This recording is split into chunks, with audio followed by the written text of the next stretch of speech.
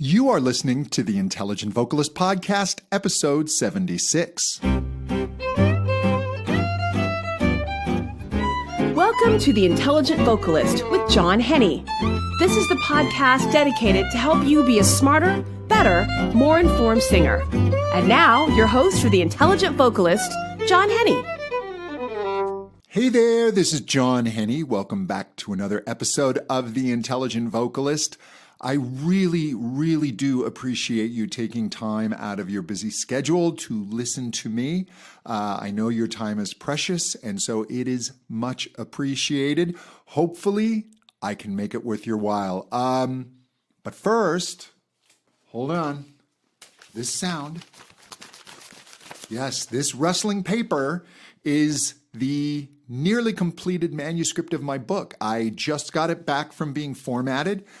Just a couple of little changes that I wanted to make that have been sent back to the formatter. And when that is done, it's all going to be uploaded to Amazon and will be made available on Kindle as well as print. And I'm planning on doing the audiobook very soon. That may be probably best case scenario 2 to 3 weeks after the book has been published.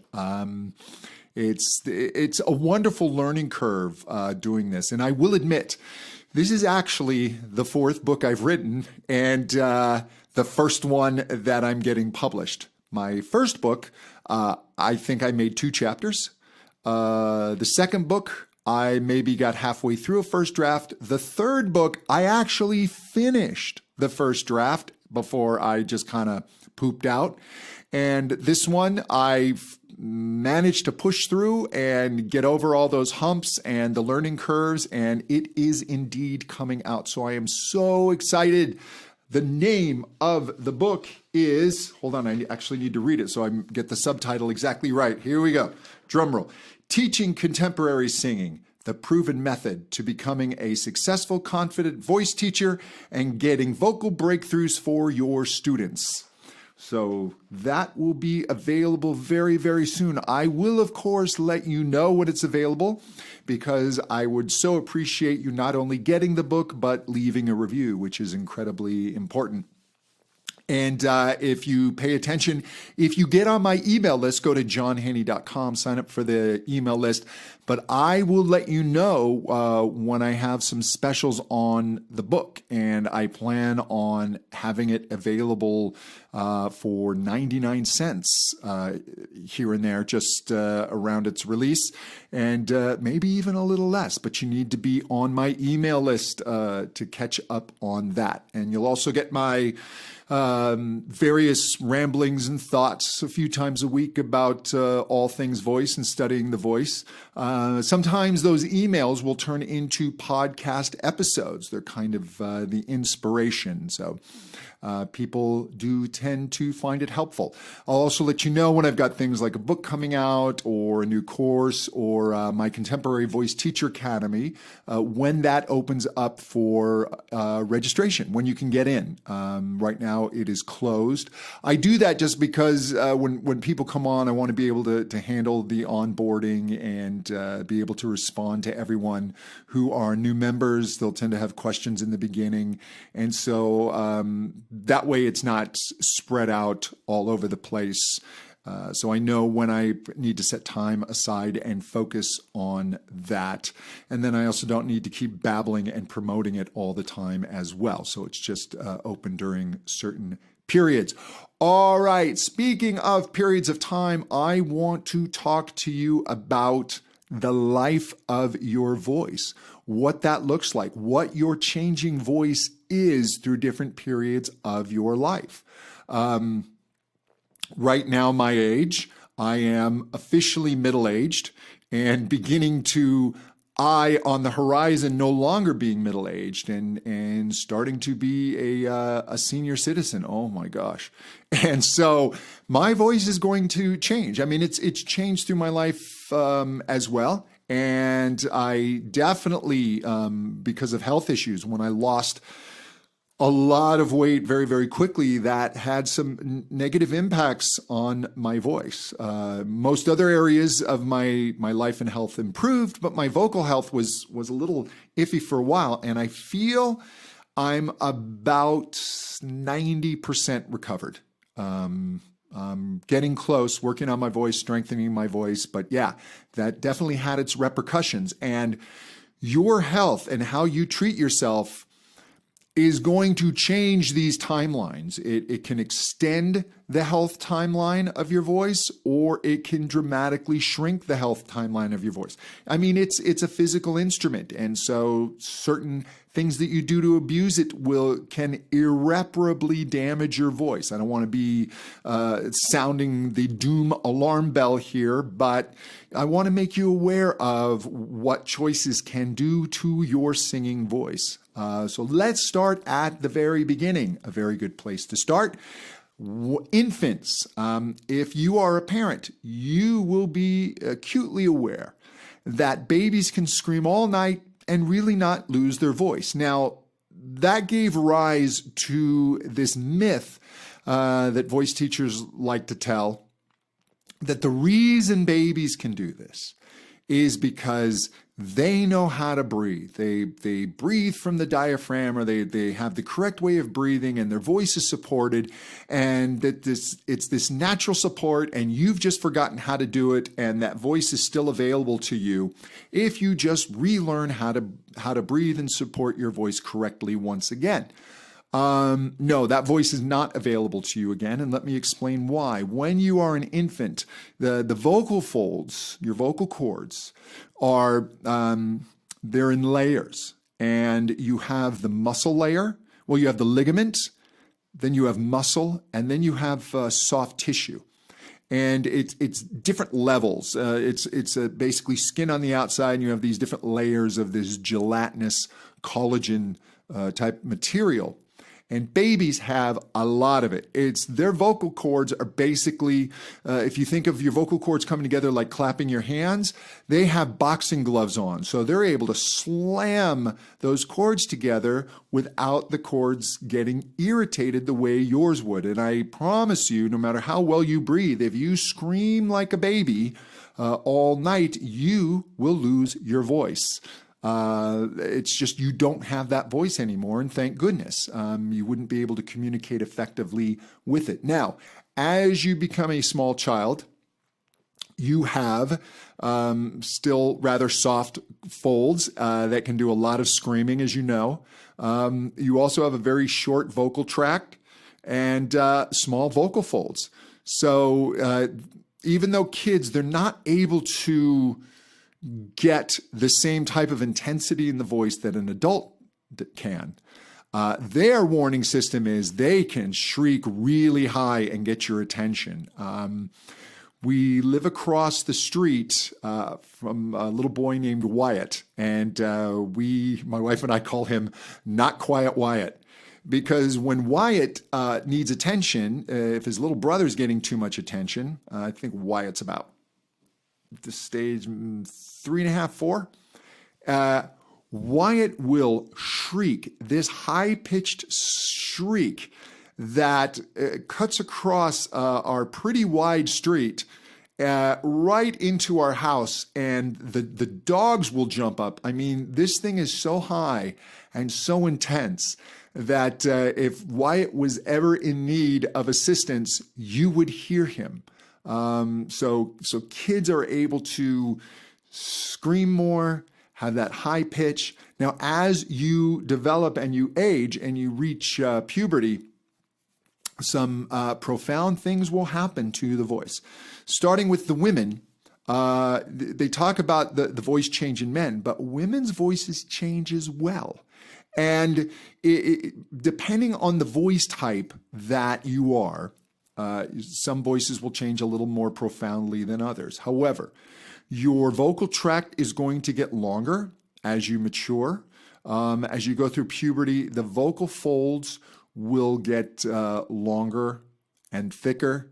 the position of where your voice changes, where you feel that shift between your lower register and your upper register, usually referred to as the vocal break, that will become more enhanced. You'll feel that more intensely, and you will have to learn how to sing through that in a different way. It's not going to be the same voice that you had before puberty.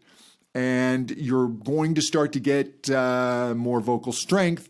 You'll be able to lay into notes more intensely. For men, that condition is even more, because we develop an Adam's apple. The reason that we have an Adam's apple comes to that sharp point, whereas women, it doesn't have that sharp point, it's more rounded, is because our vocal folds are longer. When we hit puberty, they elongate. Now, this can create all kinds of trouble because ours elongate more than women's. And the vocal folds, one may grow a little faster than the other. I mean, there's all kinds of imbalances going on, as well as the vocal tract getting longer. The vocal tract is the distance from your vocal folds up through your throat or your pharynx, through your mouth and out into your lips. So all of that becomes longer, which changes how the sound wave interacts with your resonance chambers, with that vocal tract. And that leads to guys' voices kind of flipping, going all kinds of crazy things during the voice change, because the chords are still rather soft. They're pliable. And so they don't quite have the strength to hold together and withstand the tension needed for those high notes, as well as maintaining the contact for the stronger sound wave, the vocal folds coming together more intensely, as well as the interaction of the muscles that will pull in opposite directions, the muscles of pitch. One pair of muscle will fatten up the vocal cords. Those are called the thyroid muscles, or the TA. They're part of the vocal folds. Then you have vocal folds that are attached to your thyroid cartilage, which you will feel is your Adam's apple.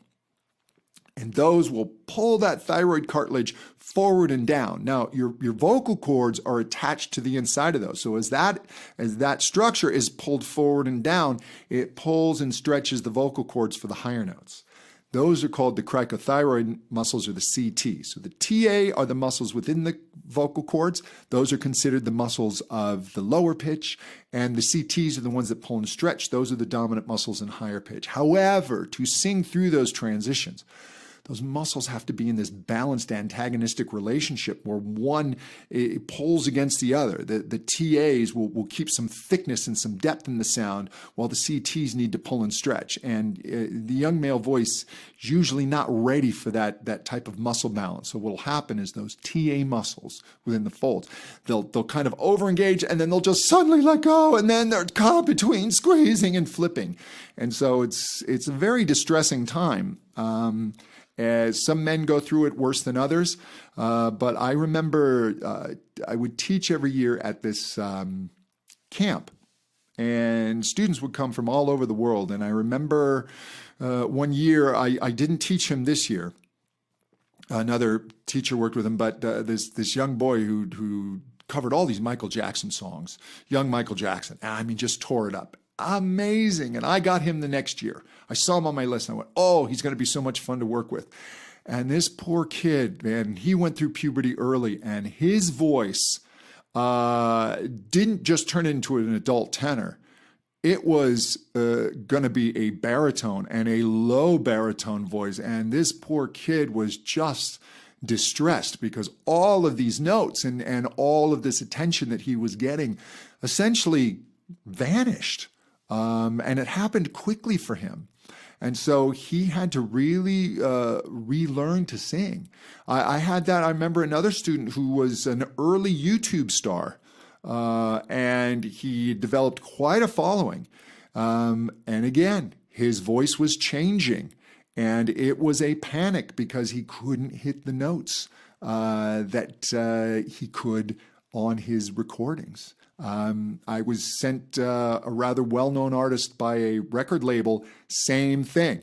The record had come out, and as he was getting ready for the tour, the voice started changing. So it was just reestablishing all that. And I'm not going to go into how to work with changing male voices, but suffice to say, I taught at a teacher conference one year. And one of the subjects was working with the changing young male voice. And I drew the short straw because no teacher wanted to cover that. It is a project that requires patience on both the part of the teacher and of the student. It's very, very hard for the young male voice. Now, what will happen as the voice begins to grow a little older is the vocal cords will begin to stiffen a bit, and they'll be able to hold, and those muscles, because of that stiffening, they're going to be able to hold that antagonistic relationship better, and you will hit in your life a sweet spot where the cords are stiff and robust enough to hold back and compress the air for these bigger sounds that you're going to make. However, they're still flexible enough for you to have vocal agility. And the peak ages for voices can be different. Some people experience it a little younger. Some vocal types, some more robust voices, it takes a little longer to mature. For the male voice, it's often thought to be around 35. My experience, if you really take care of your voice, truly take care of your voice, you sing well, you have good technique, you have good health practices, you have good genes, that nature has blessed you in this area as well. You can, from about 25 into even your early to mid 60s, you can sing at a pretty high level. You can argue your peak will be in your 20s and 30s. But man, there are people who are still just knocking it out in their 40s and their 50s. As you get into your 60s, aging does occur. Yes, the bad news. We are all going to grow old unless we are really unlucky. But as old age approaches, what's going to happen is these cords are going to continue to stiffen, and they become less and less flexible. Male voices will tend to kind of get a little higher and a little drier sounding, and female voices will tend to get a little lower. They become a little more male-like, and the male voice becomes almost a little more female-like. And there are hormonal changes going on in the body as well. There's less testosterone in the male, all sorts of things. Now, there are studies being done, and they're working on injectables that they can put into the vocal folds that will give back this flexibility. Perhaps by the time you reach that age, they will have figured this out. They're certainly making all kinds of breakthroughs. Right now, they will just do, I believe they do it for people who've had severe vocal damage, and it's just to get them to be able to talk again and communicate again. It's not for high-level functioning such as singing. But I want to talk about this gelatinous material inside the folds, this collagen-like material. Your vocal folds are kind of like the inside of your cheek. You have the mucosal tissue, and you've got the layer of skin on the outside, and then you've got the squishy stuff just inside. That squishy stuff is irreplaceable as of right now. Your body, if you lose or damage this material, your body does not replace it. So how can you lose or damage this material? Well, number one, through smoking. And vaping, I hate to tell you, although it is in some ways better, the research is still out on that. And some of the early research coming in is not good. It's not encouraging. And in California, we have made certain smokable materials legal now, and creative types will often tend to gravitate towards said materials. I will tell you as a singer, you're not doing yourself any favors if you are indulging. Again, drawing hot smoke across your vocal folds, even vaping, they're seeing problems. Edibles, that's another story. But as far as smoking, it is damaging to this material of your folds. And I can't tell you how much you can withstand because everybody's different. The only safe amount is none. Anything other than none carries some amount of risk. Reflux can damage your folds. So you want to just be careful that stomach acid, that pepsin, it's really corrosive. So be careful what you consume late at night. If you can give yourself a 3-hour window between your last meal and your bedtime, that is optimal. At least 2 to 3 hours so that the food is digested. Also know that alcohol consumption will relax this sphincter muscle that's supposed to close over and keep your stomach contents within. It's the one muscle in the body that's supposed to remain engaged all the time and tightened, and alcohol will relax it. And that stomach acid can then find its way up to your vocal folds. Excuse me, even talking about this is making my voice feel froggy. But you want to be very, very careful. You want to make sure that you get enough rest so that your body can repair itself each night.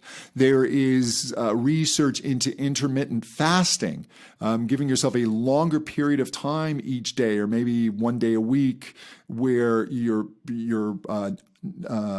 fed window is smaller and your non-fed window is longer because the body goes into repair mode. If we're constantly eating food, the body is in constant digestion mode, and you're not giving the body time to do the other work. So the good news is your voice can last quite a long time. The bad news is we have figured out all kinds of ways to mess up our voice. And I'm not even getting into vocal technique and bad technique, but basically bad technique is you're just slamming the folds together, and you can create different types of blisters and ulcers and calluses, which are nodules. So that's a whole nother topic. But just know your voice will basically last your lifetime, and your singing voice will last most of your lifetime. And even if you're into your 90s, you'll still be able to sing. I mean, your vibrato is going to slow down, and your tone may become a little duller, and you're not going to quite have the range. But man, you'll have a lifetime of memories and emotions and stories to express. So it will always be there for you, as long as you're there for your voice. Hey, I so appreciate you taking this time. I know I said that at the beginning, but I really, really do. Again, for more information, just go to johnhenny.com. If you're interested in lessons, you can just click on the tab there and reach out. I always enjoy working with listeners of the podcast. I've met quite a few of you, and if you listen to this podcast, it turns out you're my kind of people. You're interested in the same things in the voice that I am. And I may say you're a little more intelligent, which makes it a little more fun. So you can get more information there. And until next time, to better singing. Thank you so much. Bye-bye.